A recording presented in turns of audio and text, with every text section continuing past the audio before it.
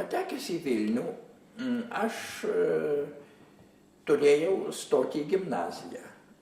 Pradžios mokyklos porą klasių ėjau Kaune, buvau pradžios mokyklos mokinys Kaune.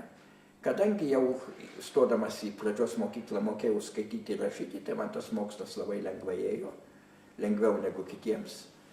Na ir Vilniuje gimnaziją taip pat įstojau lengvai. Tai buvo turbūt 47 metais. Ir mokiausi gimnazijoje, tada tai vadinosi 10-metė vidurinė mokykla, Antano Vienuolio vardo mokykla, ir dabar tebėra dabar grįžusi jėzuitams. Tai buvo tarpukario periodu, tai buvo jėzuitų gimnazija, dabar vėl yra jėzuitų gimnazija tose pačiose pastatuose. Prie tai valdžios, žinoma, nebuvo jokių jėzuitų, nebuvo, taip sakant, net bažnyčia, greta kurios ta gimnazija buvo uždaryta, Švento Kazimiero bažnyčia, vėliau buvo paversta ateizmo muziejumi, na, o dabar ji vėl veikia, ten vėl laikomos mišios. Ir aš tą gimnaziją lankiau.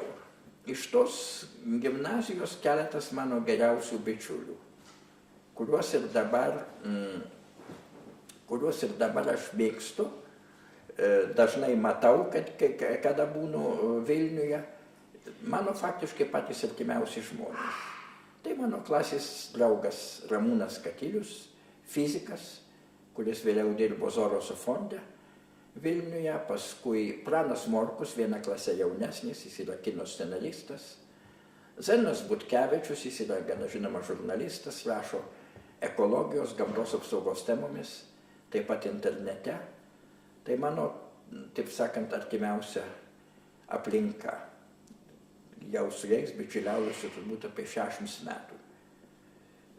Dabar man 73, kai susipažinau su jais, man buvo gal kiek daugiau negu 10, gal 13, gal 14, 15 metų.